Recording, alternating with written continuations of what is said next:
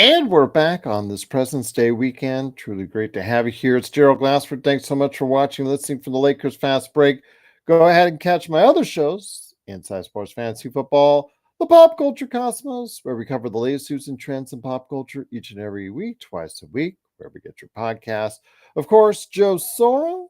Go ahead and catch him on Lakers Nightcap Morning Joe with him, a couple of Morning Joe to be exact. Guy is from Ox 1947 at LakersBall.com and his company Simblades with a Y.com. Of course, our good friends, Empire Jeff TV, Lakers in 5, John McCallion, John Costas channels, Lakers Corner, and Clutch Talk, and also Danny Berry Sports Highlights. Go ahead and support those channels and support ours too by a like and subscribe to get the latest notifications on when we go live on the air with the latest Lakers Fast Break podcast. Well, it's part 1 so far. We'll be recording part 2 later today on what's going on the other side of the hemisphere for the NBA landscape for the rest of the season. The Eastern Conference, we've had many awesome guests covering the world of the NBA and our team previews before the season. But what happens,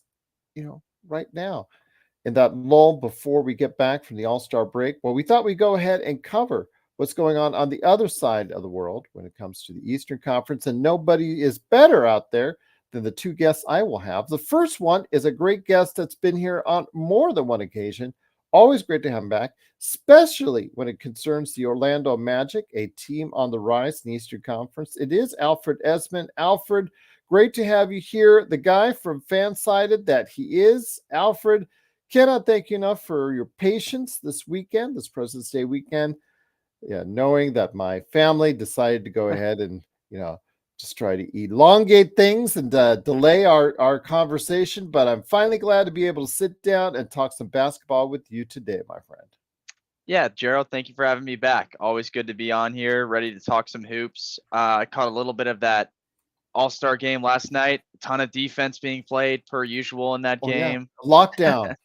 Locked down every possession. But no, it was fun. I'm sure each of these teams, whether they're in the East or West, are getting a good break out of this, little time period we have, and it should be a good second half of the season. Absolutely. So I'm looking forward to seeing what's going to go on, not only with the Western Conference, but how that Eastern Conference is shaping out. Because when it comes right down to it, Alfred, how should I say this carefully? Most people are just, like here in Vegas, most people are just putting the finger right on the Celtics and saying, you know what, they've got an easy trip to the Eastern Conference Finals and then beyond as far as representing the Eastern Conference in the NBA Finals.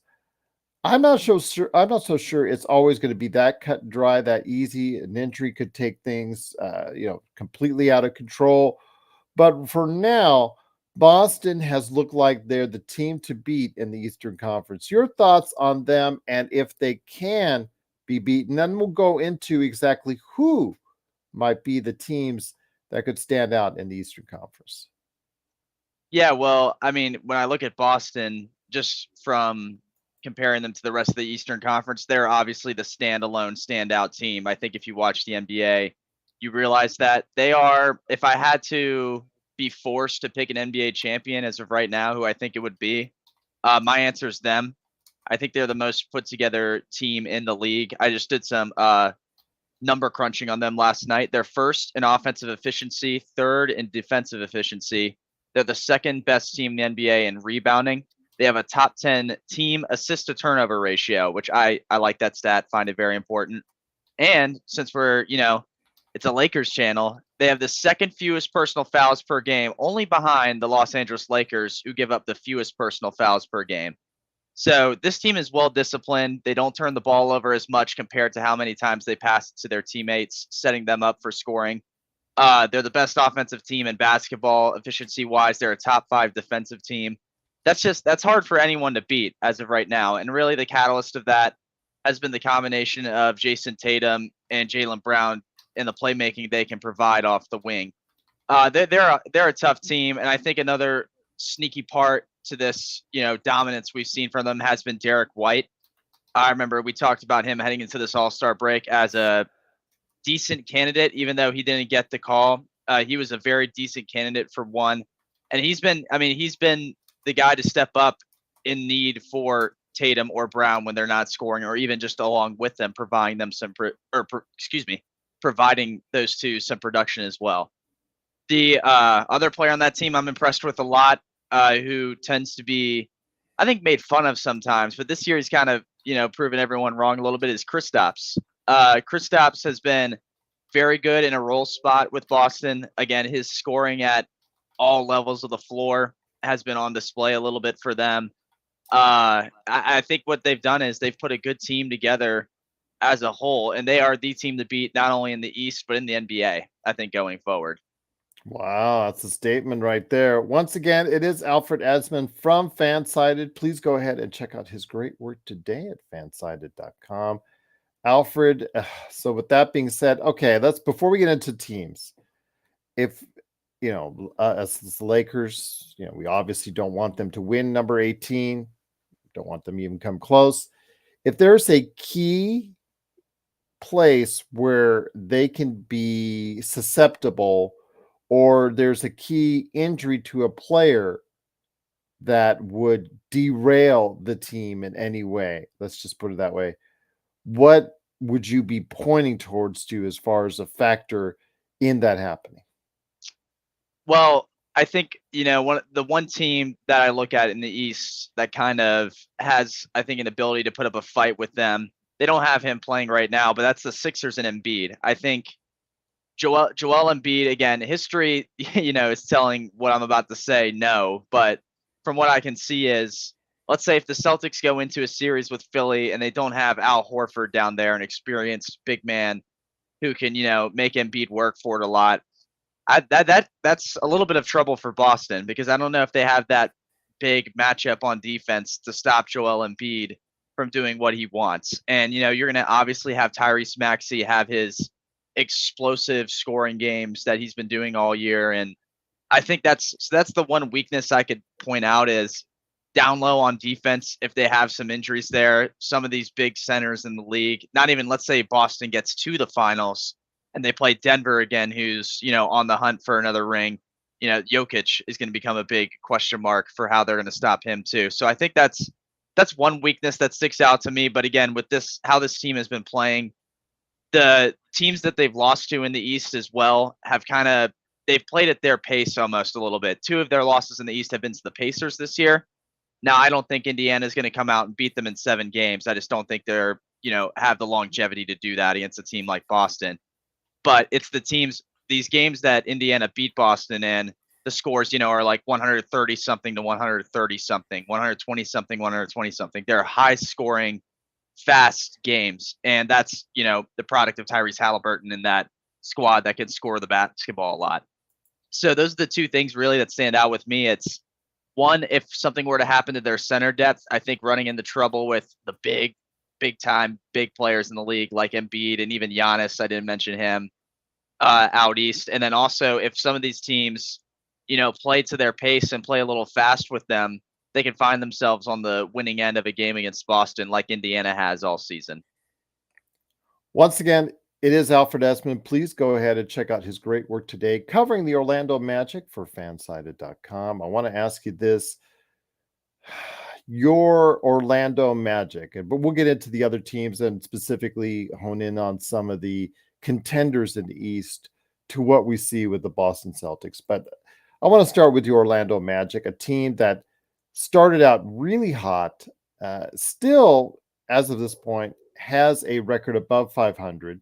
Now, mind you, they are maybe they've come back to the pack a bit. They're in eighth place, 13 games out in the Eastern Conference. But to you, do you see a team that this team has size, length, athletic ability, good playmaking, but they're still missing some ingredients, I think, in order for them to really compete at a higher level? But your thoughts on how the Orlando Magic have really shaped up this year, surprising a lot of people out there.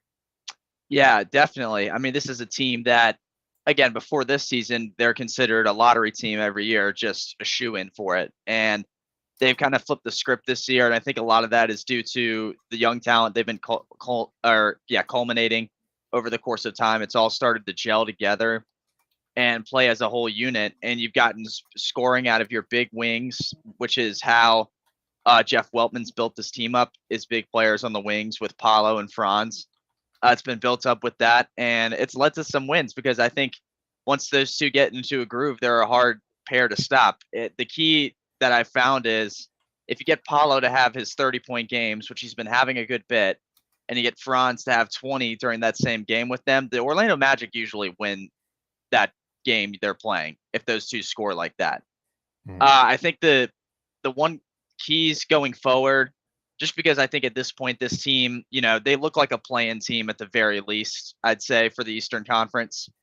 The one thing with them going forward, if they want to be more competitive, offensively, Orlando's not a standout basketball team compared to these other ones. It's like what we were just talking about with Indiana and Boston, how they play at a fast pace with high scoring games. That's not, Orlando doesn't win that way. Orlando wins with their defense and playing the ball a lot slower, and their points per game is down. I think they're ranked right around 24th or 25th in the NBA in team points per game. So obviously, that's a team that's going to sit down and force you to kind of beat them at their own slow pace of basketball. My one problem with that, again, is once you run into a team like Boston, or even, let's say, in some weird scenario, Orlando could play Indiana in the playoffs. Indiana and Boston plays at a pace that if Orlando falls behind, they have a hard time catching up. And that's because of the kind of cold streaks, we've seen them go on with 3-point shooting and shooting in general. So I will say it's been a good year as far as, getting the Magic over the hump into at least a play-in spot. But at the same time, there's a lot of work to do before they can become competitive with these top teams in the East. I talked with you last time we delved into the Orlando Magic on Jalen Suggs primarily. I know you guys got an array of talented big men, whether it's Yves Banchero, who's been playing at an all-star level, of course, Wagner, the younger Wagner, I should say, who's playing at a tremendous level as far as playmaking wise. But I really think, like you said, when it comes down to it, the perimeter game, I think, is the key for you guys going forward and developing it. I absolutely love Suggs, his competitiveness, his drive, his defensive ability, but his shooting will always be the key to his success going forward. There are times where you see him break out and you say, my God, that's it. And then he'll revert back to his regular shooting ways. Your thoughts on Jalen Suggs, and if he will ever develop into that guy in the backcourt for you? Yeah, he certainly, is kind of the missing link, it seems at times, to how this team is set up. Because I remember, it's just so funny. I remember that one draft, 2021, the Magic picked Suggs 5th overall, and then Franz Wagner went 8th. Pretty sure it was 8th. Yeah. Almost certain it was, 8th overall. And everyone hated that Franz Wagner pick, and we've seen what he becomes. But everyone loved the Jalen Suggs pick. And for the first 2 years of his career, I mean, the shooting at times was flat out putrid. But this season, I'm just looking right now. If you look at his split, he's shooting at a 44.5, 38, 76 split across all shooting numbers. All those are improvements over a season ago. They are. And there was times I've seen it. I saw it earlier in the season too. This is when the Magic were playing better, but Suggs' 3-point percentage was well above 40% from 3. So, I mean, he's improving on the shooting. He's become a defensive nightmare. If you're the guard playing against Jalen Suggs that night, you're going to have a rough night. Everyone knows that too at this point. He's definitely making his mark. He is hands down, I mean, a starter on this team as well. I don't think that there's any question into that. I think the problem the team runs into and fans run into with Suggs is he doesn't really seem like the point type to take the ball up the floor and set up an offense. He can, pick and pop and drive to the rim off of a pass and play good defense, but he just doesn't have the point guard feel as someone like a Markelle Fultz, which that's another story in and of itself there, or an Anthony Black, or even a Cole Anthony can provide at the point guard position. But I've been I've been really impressed with Jalen. His shooting's been nice this year. He's become an all-around great defensive player. And again, he's a respectable part of this team. And if they're going to do anything big going forward, he's going to have to do a lot of good things to help them succeed. Once again, it is Alfred Ezman. Please go ahead and check out his work covering the Orlando Magic and the Eastern Conference for Fansided.com. I know that in the state of Florida, they have another team that is right tied with the Orlando Magic, and that's the Miami Heat. I know Sharky is in the audience right now asking about them and talking about them, but also about the Knicks, the 76ers, and other teams, which we'll get to here in a little bit. But Miami, regular season woes, ups and downs. Then all of a sudden they get healthy right around the time of the playoffs, and watch out from there. Jimmy Playoff Butler, he shows up in the playoffs. He seems to show up when it matters the most, and I give him credit for that. But 30-25, do you see the magic happening again? Pardon the pun.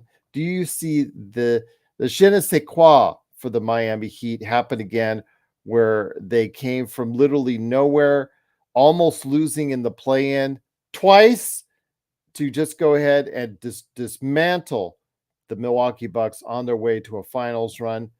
I don't know if I see it go that far this time around, but do you think they can make some noise in the Eastern Conference, seeing how the landscape is open for a number 2 team in the Eastern Conference? I was just about to say, I'm kind of on board with you, Gerald, as far as, I don't see them going as far as they did last year, where it was the finals against the Nuggets. I just think there's just better teams in the East this year than them, to go do that. I do see them being a problem again, though. I'm going to be honest. I do see them being a problem again. A big guy I want to shout out. I mean, he did a lot of good things in the All-Star game last night. Bam Adebayo is a nightmare matchup if you let him become one. 20 points a game, 10 rebounds a game. It's a very, very scary threat when you have a guy who's almost leading your team scoring the ball, along with, clearly flat out leading your team rebounding the ball and being probably one of the better rebounders in the league as a whole. He's a key. He's a guy where if I look at him and go, oh, can he stop, an Embiid or a Giannis, or I'll throw the Celtics, Al Horford in there, for example. He can go out there and do that. So that forces those bigger teams that are higher up in the East to find other options for scoring the ball at a good high rate. And then, of course, I mean, we've said it and we've seen it so many times now with them. Jimmy Butler just seems to turn it up a notch come playoff time. And there's really no explanation you can look at on paper for it, because they've had their ups and downs this year, a good bit. I mean, I'm looking at them and they've gotten hot at sometimes, they've let off at sometimes. I just saw between January 17th and about the end of the month, they had right around a 7-game losing streak, went back to winning 2, losing again, winning 2, losing again. So it's so on and off with them during the regular season. It just seems like if you let them make it, into the playoffs at any point, they're going to try to do something. So again, I don't see them necessarily going to the finals. Again, I think there's better teams out there in the East, example, the Celtics, the Sixers, to go and do that. But I do see them being a problem. And if you have to play them to get to the Eastern Conference final or even to the second round, I think you're going to have a hard time. And I think that series is going to go well beyond a sweep of 4 games.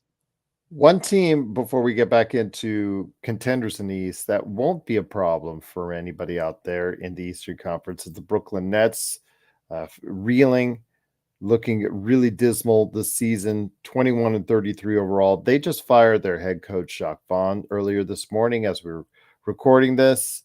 A coach that was actually well thought of in the league. It shows you that there is no resting. There is no comfortability for a head coach. If you go on any type of rebuilding mode, you can be removed at any point in time. Your thoughts on the firing of Jacques Vaughn as head coach of the Brooklyn Nets? Well, I think if you watch the NBA in any facet, this needed to happen. with them. I mean, I don't think there was any other explanation than that. The part that really stinks for Brooklyn is they don't have any draft picks. I mean, they have a few of the Suns like later picks or something like that, but they will not, really not sniff the lottery unless Phoenix completely tumbles, into oblivion. So that's the part that really is just not great for them. They also they struggle with shooting the ball. Oh my lord. I had them on, I don't know what game it was. I think it was they were playing Cleveland, I think, back earlier this month. They lost by a lot, and Cleveland at one point it was like a 21-5 run on this team, and Brooklyn just could not stop them and not score the ball. It was just not good basketball. They don't really. I think they've tried to use McHale as the main guy, for all of their production, and it just really hasn't worked out like it would have. And it's just they have small things that are good, like Cam Thomas. I think Thomas has the potential to be a great guard, along with other people around him, like a McHale. But again, I think it's asking way too much of Cam Thomas or McHale for that matter to be like, you're going to have to, carry the number one load on this team if they want to be good. And then Ben Simmons, I'll shout out him too. He's had, some decent games as he's come back and whatnot, but that's, a whole nother scenario as well. I think there's going to be a lot of offseason movement for this Brooklyn team because they've tried moves at the deadline with getting Dennis Schroeder. A move I liked. I'm a big Dennis Schroeder fan. I think he's very underrated on defense. Very good at facilitating, and he could get. And in theory, it was a good idea to get him to get the ball to McHale or Cam. But I just think there's just going to be a lot of evaluating with this team in the offseason. I think a rebuild is pretty imminent with them, especially with the firing of Vaughn earlier. And it's just been disappointing. I think it makes a case for the most disappointing season in the NBA so far, as from what we've seen. Once again, Alfred, just great to have you here. It is Alfred Ezman from Fansided.com. I want to ask you now, getting back into the contenders, because that breaking news happened earlier this morning in regards to Jacques Vaughn, but getting back into the contenders for the Eastern Conference. You talked about the Indiana Pacers and their high-octane offense really looking like it's only going to take them so far. You've seemed really high on the 76ers. Now, on the surface, the 76ers season started out with a bang, has not really maintained that kind of level. Now, obviously, having Joel Embiid hurt for who knows how long, obviously has played well into that. Tyrese Maxey has absolutely played outstanding in a breakout year for him. You really think that if Joel Embiid is healthy by the end of the season, that they could make some real noise and provide maybe some stiff competition against the Boston Celtics? Yeah, I do. I really do. I think obviously having Joel Embiid out there, you have arguably the best player in the league out there on the floor on your team. But even beyond that, the Sixers have lost 5 of their last 7 heading into the All-Star break. I will say though, the one thing that stands out to me whenever he scores like he does, it puts like the glimmer of hope into this team for me. It's when Tyrese Maxey has those big explosive scoring games, because to me it seems like that's what Joel Embiid's been missing, really has been a guard that can help support him and take the load off of him like Tyrese Maxey can. Tyrese Maxey scored 50 this year. That was against, what team was that? Utah. He, has scored 30, 28 to lead the team. And I mean, the guy's an all-star, and he's scoring at a high level with 26 a game. He's passing the ball a good bit, 6 assists a game, and he's shooting pretty well, 45% from the field. I mean, if they can get that kind of work out of that guard and center combo, it makes for a good recipe. I do think, Boston would give Embiid a good thrashing, so to speak, as far as how they play him and whatnot. But I think it's one of those get your popcorn ready kind of series if we get that 76ers Celtics matchup. And I think Joel Embiid, he's hungry. He knows what's at stake for the Sixers team. It's been talked about for a long time how their title window just gets tinier and tinier by the minute. It seems at this point because of Embiid and how patient he is there and whatnot. I understand, they have that second round barrier that they can't break through and get further with. But this year, it might seem like the year for it with how Maxi's playing, the support they're getting. The Buddy Hield trade deadline move that they made was very good. He is shooting the ball lights out for them. They have the shooting on the outside. They have arguably the best center in the league. If anything, that tells me, okay, this is a team that can provide a challenge for the standard in the East right now, which is Boston.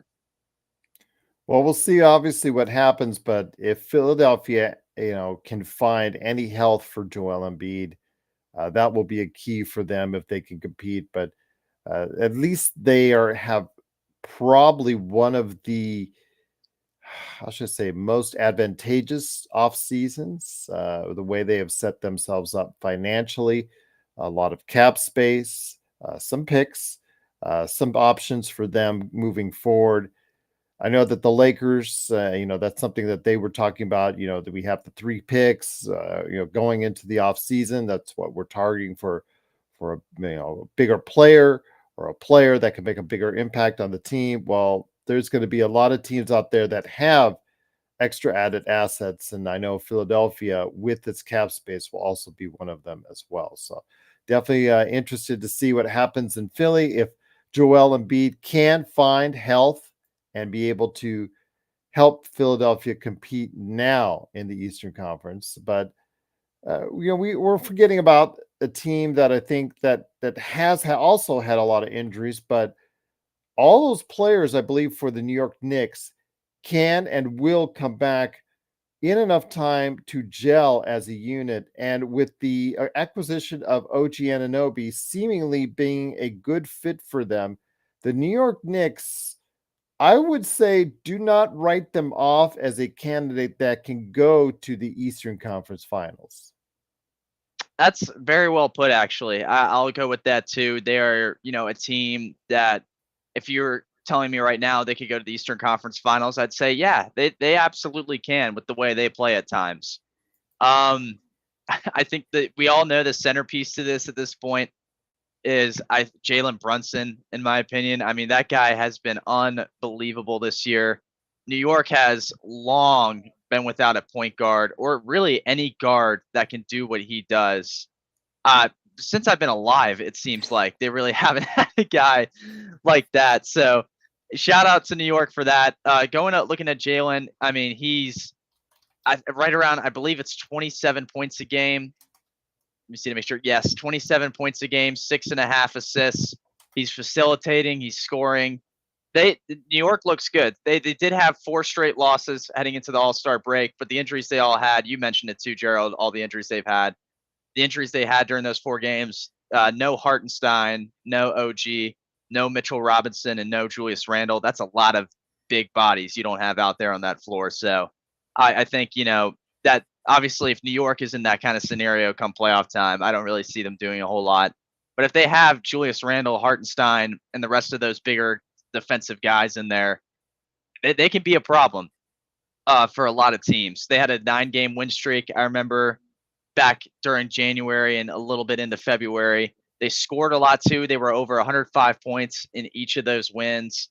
And I mean, again, the shooting and the stimulation of all offensive firepower has come from Jalen Brunson. We talked about his shooting and how he can shoot 48% from the field, above 40 from 3. And, and again, the facilitating I mentioned, he's had 5 assists or more in each of his last, was it 10 games? 15 of his last 20 games heading into the All-Star break. He's had 5 or more assists. That's you're passing the ball pretty well to your teammates if you're doing that. So I think this New York team, again, are they ready for the finals for a championship right now? No, I don't think yet, but they are definitely heading in the right direction of doing so. And they're going to be a pretty big threat to go to the Eastern Conference Finals this season. I always forget to ask our resident Dallas Mavericks fan, Frank, if how the layer of regret they have in letting Brunson walk. Yeah, I understand that there might have been a setup deal for the Knicks in place as far as because, his dad and what they had set up as far as the relationship with World Wide West and all that. But Dallas had every opportunity to make a stronger bid for Jalen Brunson, but they helped the New York Knicks by lowballing him and letting him walk out that door. And I'm just wondering, as the Dallas fans out there, especially Frank, who comes on the chat every now and then, if that truly is a layer of regret right now. Yes, you do have Kyrie Irving, but to think you could have had Brunson and you could have filled out the roster in so many other different ways had you kept Brunson instead of going out and doing what you did then. So, yeah, just your thoughts real quickly on that, because again, I think there is probably still within the Dallas Mavericks fan base a layer of regret for letting Brunson walk. Yeah, I mean, I think in the least bit, it's a hard pill to swallow. Mhm. Just ever so slightly. You might be able to swallow the pill, but it might, hurt a little on the way down, whatever you call it. I'm sure Dallas isn't sweating it. I mean, Dallas obviously is in contention to do big things in the playoffs if they really put their mind to it. I'm not gonna sit here and doubt Luka Doncic and what he can do, when he's out on the court. But that would be a scary thought, having Luka out there with Jalen Brunson and what he can do out there on the floor. Kyrie Irving, I just looked his splits up and whatnot just to see what he's been doing this year. I mean, it's not like Jalen Brunson's doing a little bit better, but in all honesty, it's not anything significantly better. Kyrie Irving is a 49% shooter from the field and above 40 from three, just like Brunson. He's averaging only a point per game less than Brunson is. And I think 1 assist less than Brunson is. So it's just one less on pretty much the major guard categories and what, he needs to do and stuff. But yeah, it's definitely, it would be a whole different look, I think, too, with Kyrie and Brunson. I just think it would be a different feel and whatnot, but it's certainly something to think about, because if, this team, Dallas, had both Brunson and Luka back, the West, I think, would look a little bit different. I think this would be a team that we would be saying, maybe they can play with the West. I guess the Clippers right now are one of the top teams in the West, I think of. And, this Dallas team would be able to face up with them. But who knows? I mean, in the end, I think they're doing fine with Kyrie. I think New York is absolutely doing fine with Jalen Brunson. So both teams, they're doing good with the guards they have. Fair enough. Fair enough. Again, but I still just can't, just help but wonder what would happen if they'd had made every effort to keep Jalen Brunson, and maybe being able to build those spots around the team, they'd be in a little bit better place. But need I digress on that? I will say, though, that a team that should not be overlooked by the time I think the season is ready to begin, the playoffs, is the Milwaukee Bucks, who are struggling right now. Obviously, they fired their coach. They brought in Doc Rivers. That hasn't really worked great. The defense is a little bit better, which is the big area of improvement that need to be done. But they're just lying there, my friend. They're struggling. They can't get wins. I'm just saying right now, if they get that team fully healthy, fully right, and they do figure out a defensive game plan that's halfway decent, I think people should not underestimate having Giannis and Damian Lillard on the same team. If they could ever figure out a game plan for those two to just in a 7-game series work things out, I really think that the Milwaukee Bucks still can be the biggest contender in the Eastern Conference to the Celtics. Yeah. And hopefully, we get a little bit more of that as the second half of the season begins, because Gerald, I'll be pretty frank with you on the Milwaukee Bucks. I don't I don't know how much faith I have in them right now to go into a 7-game series, even with, a team like Indiana, who has been known to play Milwaukee very well. It makes me scared. It makes me scared with Doc Rivers and the inconsistent, wins and losses they've been putting up.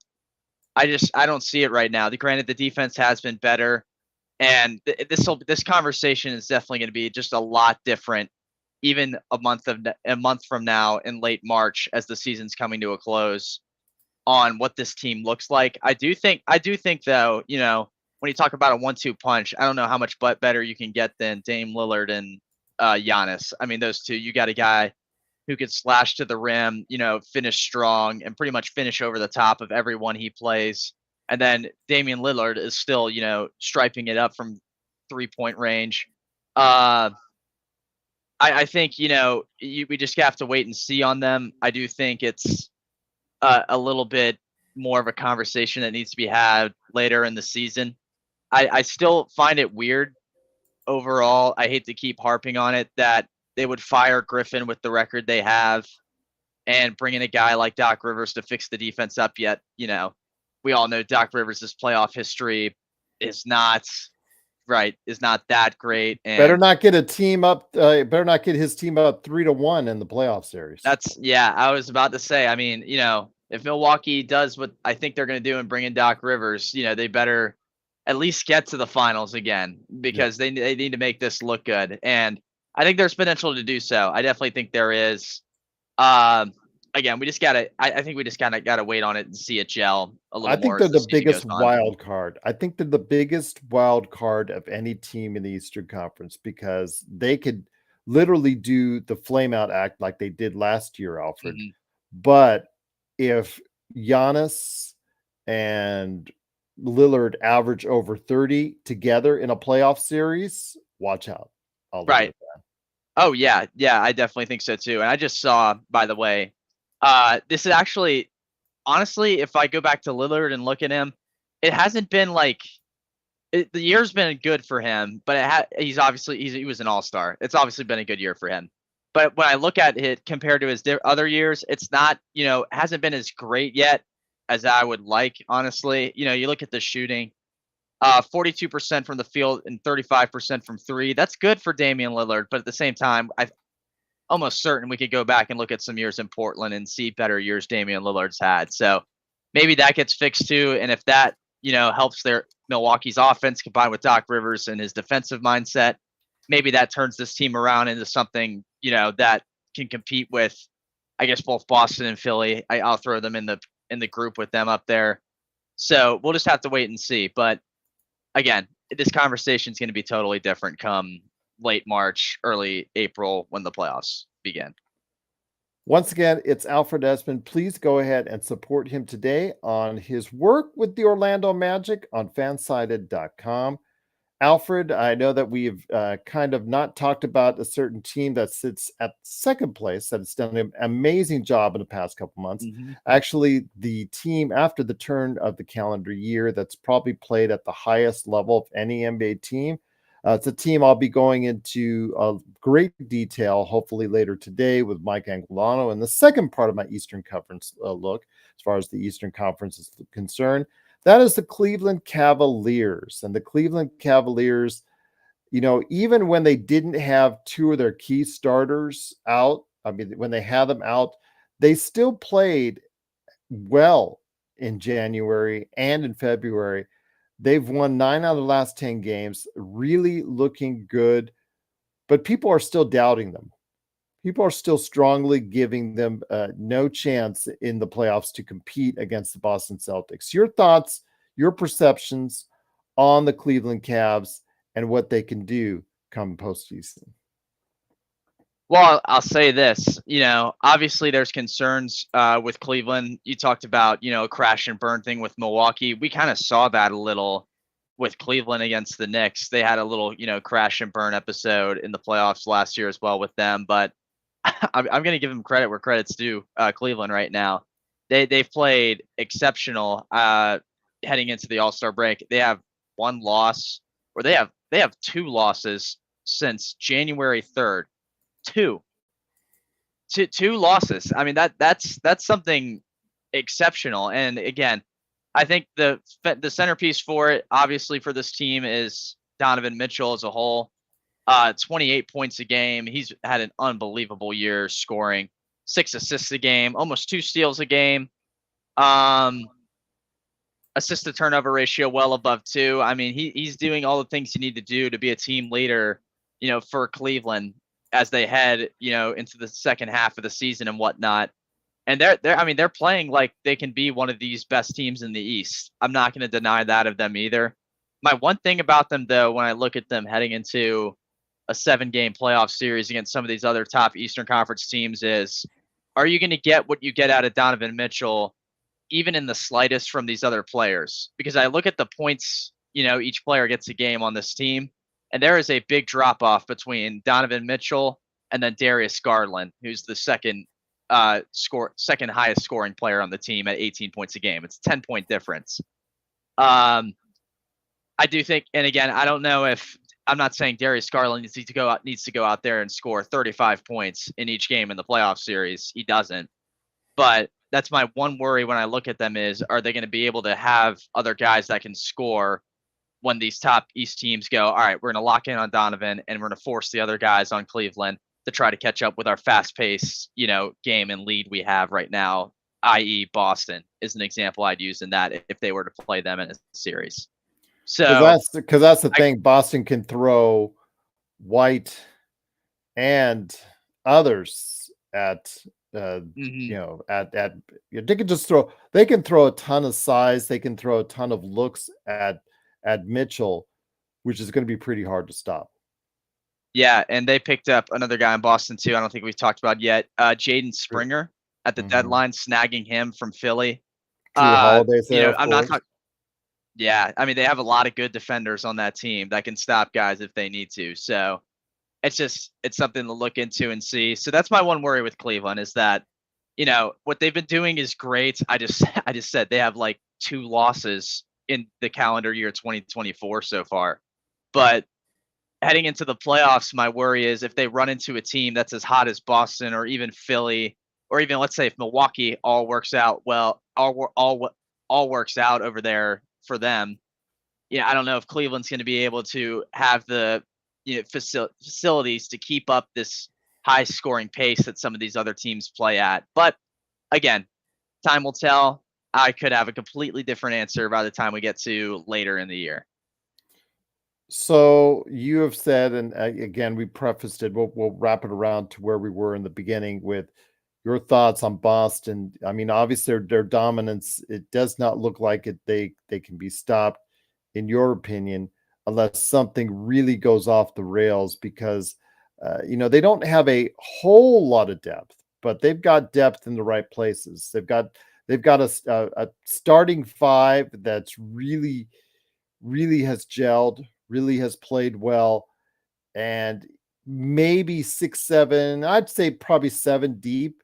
In the playoffs, you don't need 10 deep, 12 deep. You just need to go 8 strong, and there you go. So I'm very concerned about the Celtics, about how good they look. It is very making me as a Lakers fan very nervous about them, about seeing how far as they can go. But I think that, the biggest test for them in the Eastern, as far as the Celtics, will come from the Western Conference teams, because unless Milwaukee puts it together, I think it's going to be hard for anyone in the East to stop the Celtics.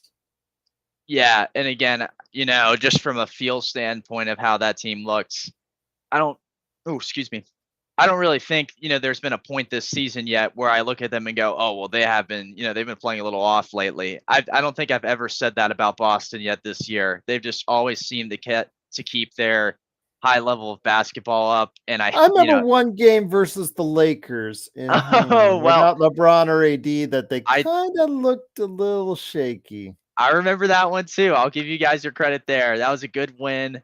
And again, heat of that game. Definitely the heat of that game. It's, LA and Boston. That's just how that game is. It goes back and forth. But I just feel like you look at every game in between that, Gerald, and it's W.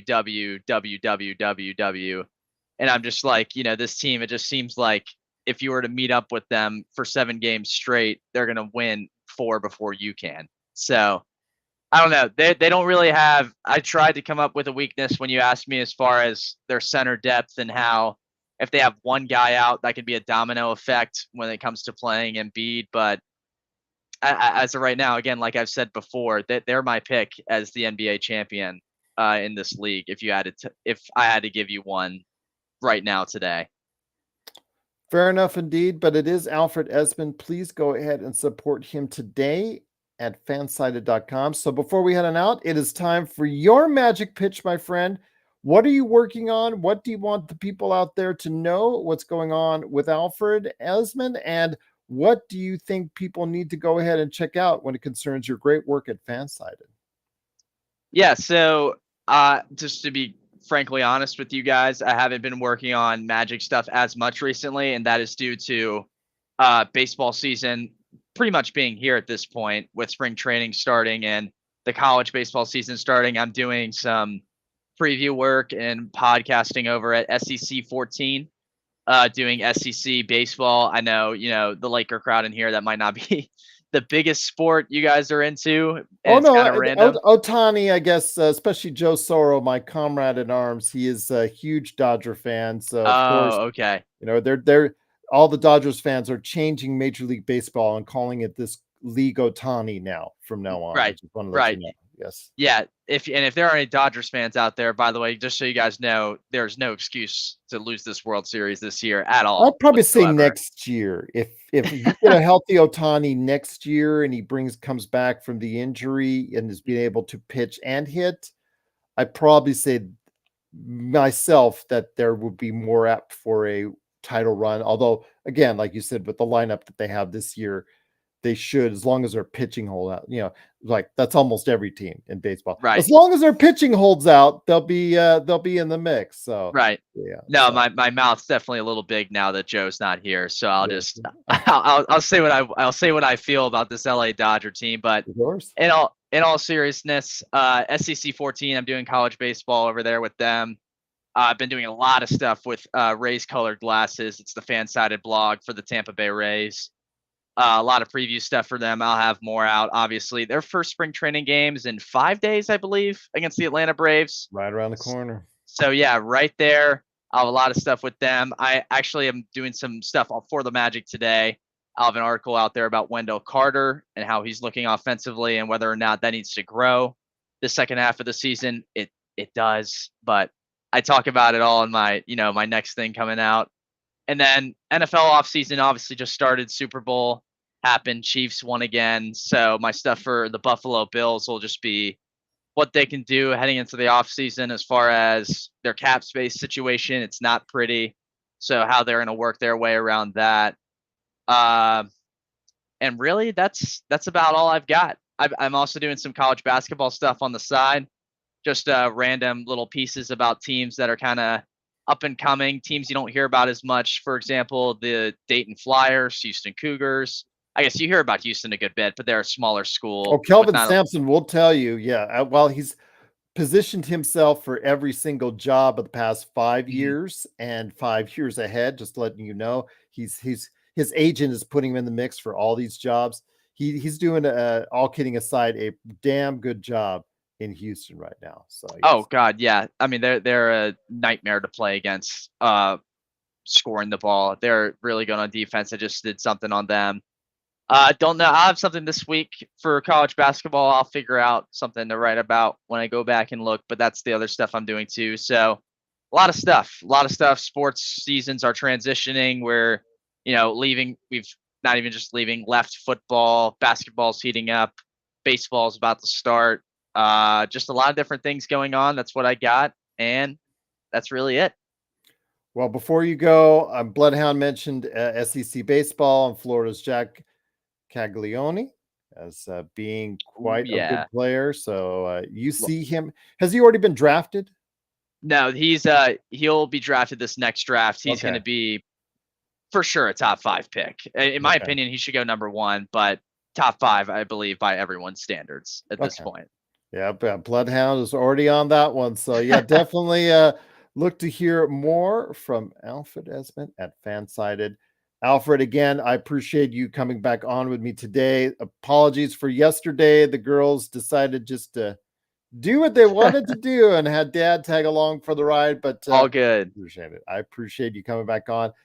Again, as always, whether you're in the chat, but mainly when you're here, you're welcome back anytime to go ahead and discuss NBA with us. See, I didn't even give you, any chance to even worry about talking about the LeBron comments because Joe and I covered that last night, late night last night. So yeah, we dealt with that, passive aggressiveness, all that stuff, and yeah, retirement tour, and the fact that he's already telling people he possibly will be out against Golden State. Mind you that they're playing the San Antonio Spurs the next day, but again, the LeBron stuff it's just a headache sometimes. It's just a lot. And I'll leave it at that. But once again, it's Alfred Ezman. Please go ahead and support him today at Fansided. Well, Alfred, it's been great to have you here. Come back on whenever you can, right here at the Lakers Fast Break Podcast.